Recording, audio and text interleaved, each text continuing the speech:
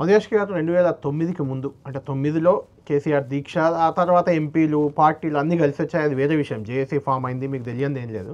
కానీ 9 కంటే ముందు తెలంగాణ వాదాన్ని బలంగా వినిపించిన వ్యక్తుల్లో కేసీఆర్ మధుయాష్కి ఇద్దరే గట్టిగా ఉన్నారు. కేసీఆర్ గారు మిగిలిన మీ ఎంపీలు కూడా ఎవరు వినిపించలేదు అప్పుడు. కేంద్రం నుంచి కానీ లేక వివిధ దేశాల రాయబారులు వచ్చినప్పుడు కళ్యాణ్ గారు ఇటు కేసీఆర్ గారిని కలుస్తూ ఉండే, కాంగ్రెస్ పార్టీ నుంచి కలిసేవారు. అవును, అదే అంటున్నారు, మంత్రులను కాదు.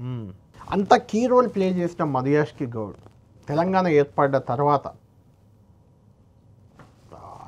రాజకీయంగా కానీ ఏ రకంగా కానీ ఎలివేషన్ లేదు. 10 ఏళ్ళు బీఆర్ఎస్ పాలన, ప్రతిపక్షంగా ఉన్నారు, ఎంపీగా పోటీ చేశారు, ఓడిపోయారు, అది వేరే విషయం. తెలంగాణ ఇప్పుడు కాంగ్రెస్ అధికారంలోకి వచ్చాక కూడా మధుయాష్కి ప్రాధాన్యత లేదు, పట్టించుకోవట్లేదు.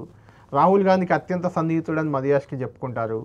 ఆయన కాంగ్రెస్ పార్టీ ఏం గుర్తింపించింది అనే ఒక విమర్శలు కానీ, లేకుంటే మీ అభిమానులు అనే మాటలకు కానీ ఏం చెప్తారు? అట్లా ఎప్పుడన్నా అనిపిస్తుందా అలా? కొన్నిసార్లు అట్లా నాకేమనిపిస్తుంది అంటే, ఆంధ్ర ప్రాంత సోదరులు ఒకరికి కొంచెం శాపం పెట్టేమనిపిస్తుంది మీకు.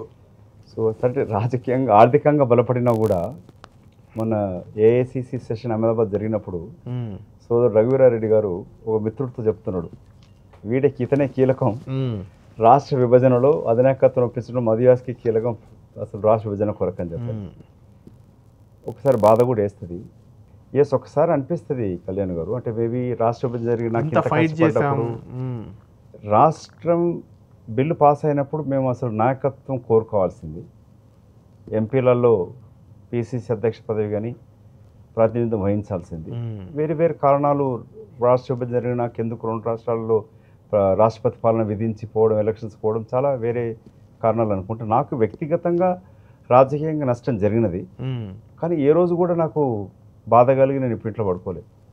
నాకేమనిపిస్తుంది అంటే, నేను చెప్పే కదా, జీవితకాలం ఎంపీ ఉండవు, ఉన్న కాలంలో ఏం చేసినందుకు గుర్తుంటుంది, అది ఇంపార్టెంట్. ఈ రోజు కూడా నేను గొప్పగా చెప్పుకోవట్లే, ఎక్కడ సభలకు మీటింగ్లకు వెళ్తే కూడా ప్రస్తుతం అధికారంలో ఉన్న మిత్రులు మంత్రుల కన్నా ఎక్కువ కూడా లేక సమానంగానే నాకు ఆదరణ ఉంటుంది, సామాన్య ప్రజల నుంచి గుర్తిస్తారు. ఆంధ్ర ప్రాంతం వెళ్తే కూడా మీరంటే మాకు ఇష్టం, ఇది ఒకటే మీరు తెలంగాణకు పోరాటం నచ్చలేదని చెప్పి, కానీ అంత తప్ప మీరంటే మాకు వ్యతిరేకత ఉండదని చెప్పి ఆంధ్ర యూనివర్సిటీలో ఉన్న మిత్రులు కానీ చాలామంది పితాని ఇటు వచ్చి మాట్లాడుతూ ఉంటారు.